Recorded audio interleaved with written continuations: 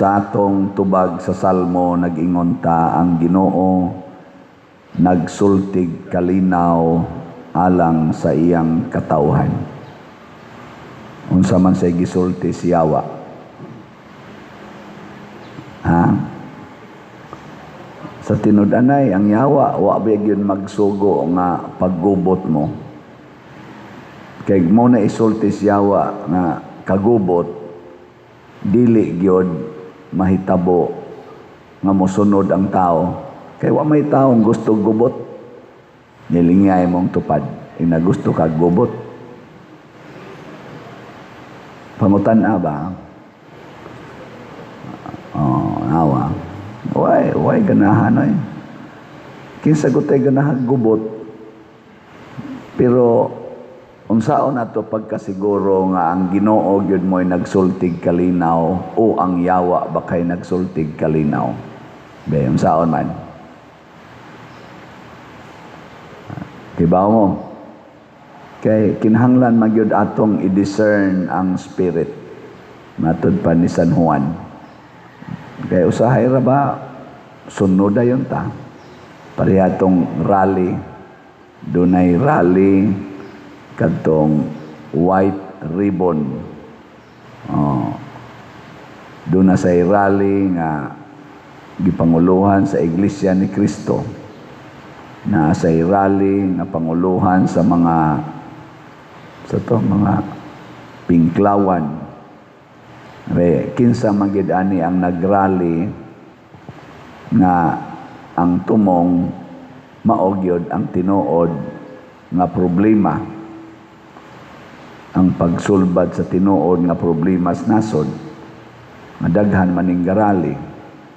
Parihar sa danang daghang kaso gi-file na ni-file og impeachment against sa Vice Presidente, doon na sa to ni-file og impeachment against sa Presidente. Karon kuno na sa kuno mo file og impeachment para ni sa Ombudsman. Kinsa Manila kaha ang tinuod yung ni-file og impeachment sa tinuod sa gyud nga angay nga i-impeach.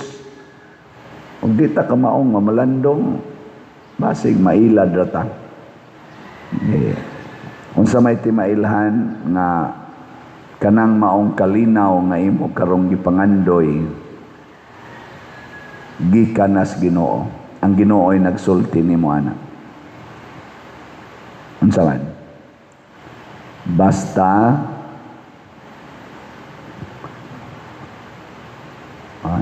malinaw na kayo. Basta makapahimo ng bag-o sa imong kasing-kasing. Basta mabag-o gani ang imong kinabuhi kana tinuod na nga kalinaw. Kay ang Ginoo gusto gid siya bag-o, di siya ganahagdaan. Bag-o gyud. Mao bitaw ang iyang bino, bag-o. Ang iyang panapton, bag-o. Ilingay mong tupad. Ina bag-o na imong naong. Ina naong. Bag-o, naong. Di sad ganahang ginawa ng naong ra imong bag-ohon. Di ganahang ginawa ng bag-o kag balay, bag-o kag sinina. Di sa ganahan ana. Ang iyag yung ganahan kana yung bag-og kasing-kasing, renewal of the heart. Kung ang imo ganing kalinaw, maura ang pag-preserve sa imong karaang kinaiya. Kana kalinaw na nagisulti si Yawa. Mo na ang resulta karon, daghang nag-away kay iyang i-preserve ang iyang kalinaw, ang iyang security. Di man siya malinaw nga na ay mga tao nga magsigig tudlo niya nga mauni buhaton.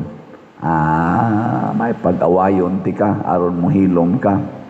Di man malinaw ng atong mga leader sa gobyerno nga naay magsigig tudlo nga ikaw maoy nangawat, ikaw maoy nagkorupsyon. Ipapriso ti ka. Pailan ti kag kaso. Di man malinaw ang Senado nga na ay magsigig hearing sa Blue Ribbon Committee bahin atong flood control scam. Gubuton taning Senado haron mailisan ni sila si Cayetano. Pagkailis na, wa na gubot. Wa na tong mga NBI, wa na tong mga ingon nga naay threat sa Senado nga kinahanglan i-lock gyud, kinahanglan mag-online na lang ta kay naay threat. Wa na, di ba? Mao na siya mga yawanong kalinaw ang pag-preserve sa sala, ang pag-preserve sa tawhanong mga anomalya. Ug mao na ron hitabo sa atong nasod kining mga kaso karon nga gibuhat sa atong nasod. Gibuhat ni aron ma-preserve ang ilang anomalya sa atong nasod. Mao nay nakapait. Pero kung tagaan ganig higayon nga ang Ginoo mo'y muhatag og kalinaw, ang una gid niya gayong kwaon mao ang sala. Ug unsa man ang sala? Kanang ang imo ng kaugalingon ang imong gihigugma. Lingay mong tupad. Na kinsa may mas gihigugma nimo ang simbahan o inyong balay. Nako no. Pangutan ba, na kinsay may mas gihigugma nimo ang simbahan ba o ang inyong balay? Kinsay mo ingon, Pader, mas gihigugma nako ang simbahan kaysa among balay, ta sa ngamot. Tuan na, wa naman. Mao na, puro-puro yun mo yawanon. Nganong ang inyong mang balay inyong higugmaon kaysa simbahan? Ngano man? Kay ako ning kalinaw. Ako. Ang sa Ginoo mga igsoon, atong kalinaw. Muna ang balay sa Ginoo mao ang langit. Ug unsa may ang gibuhat, nanaog siya dinhi siyota, gibiyaan niya ang langit. Ngano man gusto niya nga kita iyang tabangan, iyatang puy-an aron makasakatag balik sa langit. Ingon ana ang kinaiyas Ginoo, nya di nato siya pwedeng dawaton sa atong kinabuhi kun kita dili sad ta maliwat niya nga magsigig higugma sa uban. Magsigig huna-huna sa kaayuhan sa uban. Lisod kay nang magsigig simbang ang gihangyo, Ginoo ayuha ko, Ginoo makapasar unta ko, Ginoo makauyab unta ko, Ginoo mulampos unta ko. Sige lang ko. Di na pwede. Matapos Ginoo magisi ka na.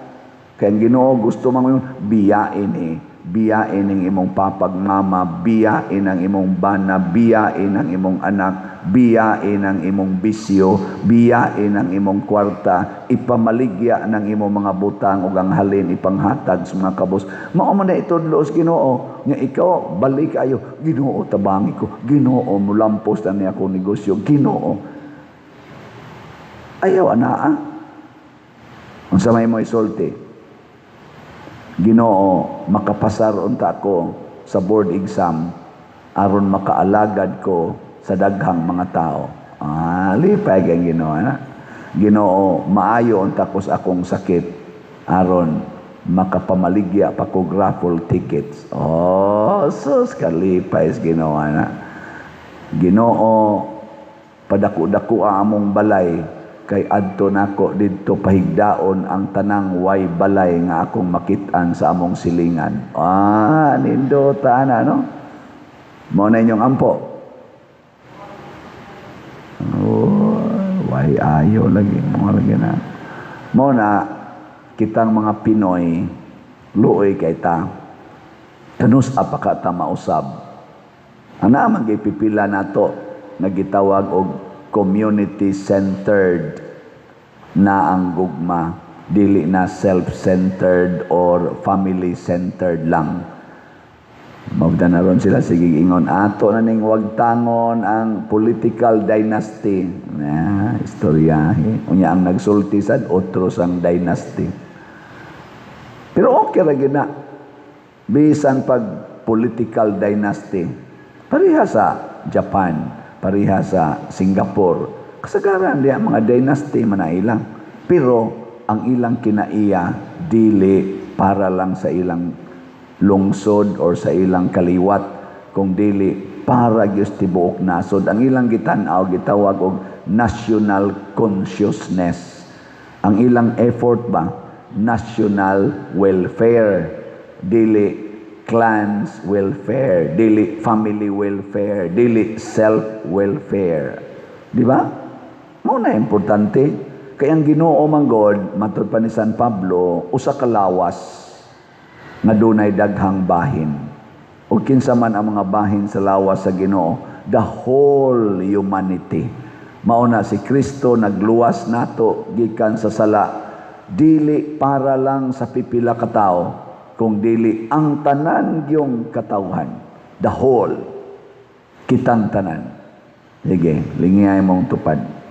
Ug di mulingi wa nay labot sa lawas ni Kristo. Sige, ingna pwede na kaadto mamahaw sa amo karon. Sige, ingna adto ta mamahaw sa amo niya. Mingon sa nang usa, pwede sa kunimog ako'y manglabas inyong bulingon. Oh, di ba? Inana. Niya mingon sa nang usa, pwede ra gyud adtong akong bana mo higdas inyo karon. Oh, ana. Nindot no. Pero dili sa binuang nga kuan buhat para sa kayuhan sa tanan. Mao na madili ka makaako pagbuhat og butang nga makapasakit sa imong isig ka tawo. Mao na nga kanang hustisya nga atong giingon sa atong balaod, dili nimo i-apply sa pipila lang. Mao na roy uso katong rally sa Iglesia ni Cristo nga usas ilang gipetisyonan kanang selective justice. Kana bang ang hustisya akong ipahamtang nimo basta kontrata, pero di na ko ipahamtang basta amigo ta, bisan pag ika maoy sadaan. Pareha karon no, ang difference anirong plunder nga gifile sa ombudsman nga iya kunong ipapriso na si Rodante Marcolita. Unsa may gibasihan? Ang donasyon sa iyang pag-campaign period. Donasyon gikan sa iyang mga amigo, mga tulo ka buok niyang amigo. Nga niabot ko nung mga 75,000 million man tinga ito. O niya, wa ma-declare ni Rodante Marcolita nga murag wa niya ma-declare ba nga naay ni-donate niya para sa iyang campaign pagka senador niya, gi-issuehan day na, gi-relate day na sa kaso nga plunder kay wa niya gi-declare. O niya naay dagko ka donations gipang-mention karon nga niabot og hapit mo 400 million ngadto sa atong presidente. Pagdaga niya gipanghinganlan magana diha mga nag-donate niya, gipahiluna pagyod sa mga nindot kayong lingkuranan karon sa atong gobyerno pagdaog nas presidente. Wa may kasong plunder na declare sa kana o man takibaw na declare ba nga niabot gyud hinog 400 million, wa kasuhi og plunder. Di ahinoy gidonate sa iyang amigo, kasuhag plunder. Maura mo ng kasuha. Di sa to pa selective justice. Niya kasuhan nila si Chis Escudero o si sa to Joel Villanueva matud pas ombudsman, hinog na ang kaso, pagbali na ngadto pikas o karon wa na musugod na sad kunog kuan review kung tinuod ba yung naa sila'y kaso, back to zero. May igsoon, mao na siyang ingong Kristo, lisod kayo ibutang nato ang bag-ong bino sa daang sudlanan. Dili pwede musod si Kristo sa kasing-kasing sa mga taong dili makabiya sa sala. Yeah. Last na lang lingi sa imong tupad. Na biyain na ng imong kwarta o niya ipalit og raffle tickets. Ingna ko no, makabiya ba siya? Ingna ba? Kay naanad magita ng tigom. Biyae ko no nabe. Niya ipalit og raffle tickets. Daghan nang namiya silang kwarta, niabot na nga tong halin og 33,602 ka mga raffle tickets. Pakpak. Salamat kayo. Niya Padayon ta ha, mamalit, mamaligya. Karon available ang among GCash accounts, available ang atong bank accounts, available ang atong kwarta padala. Sige lang gyud mog sunod aning mga data nga atong ipakita. Naasaroy na maligya diha suroy-suroy, daghang mga tickets ron itabang nato. Congratulations sa nitabang. Mamalit ta kay naa pa tay mga around 200,000 ka mga tickets nga available. Nya 33,000 pa lang ang atong nahalin. Unsa may bag-o nga mahitabo nato ani kay mao maning namaligya tag ticket kay natay bag-o nga pangandoy nga isud sa nato sa bag-ong kinaiya. Ang atong bag-o niya nga bell tower. Kanindot og naatay bag-ong bell tower nano. Nya kanindot og naa sa tay bag-o. Mo pamsagitay klaro dinhi pag-abot nako wa mangyoy adoration chapel. Maghimo tag bag-ong adoration chapel. Nya maghimo sa tag bag-ong CR kay kanatong CR di ang atong gi-renovate. Mura naman sa nasiyag bag-o pero karaan magyapon na. Katong mura tag mo id-id kaming mga laki, mura mig miid-id sa puno as lubi. Kita among sampot samtang mangihi mi nya inig atubang nato na mga tao na karon ato na nang giarang-arang og jutay. Nya maghimo sa tadihag bag-ong walkway dias atubangan ngatong himuon nga walk of apostles. Daghan na niya kay tag mabinerate nga mga imahin sa mga santos original nato. Apostolic Foundation, gitawag nag-Apostolic Foundation anha dias tubangan. Og maghimo sa tagbag-ong mga lingkuranan din hisod sa atong simbahan. Kanindot ana. Pero gakinahanglan tagbag-ong katawhan nga andam gyud mo biya o muhatag sa ilang mga kabtangan para sa simbahan.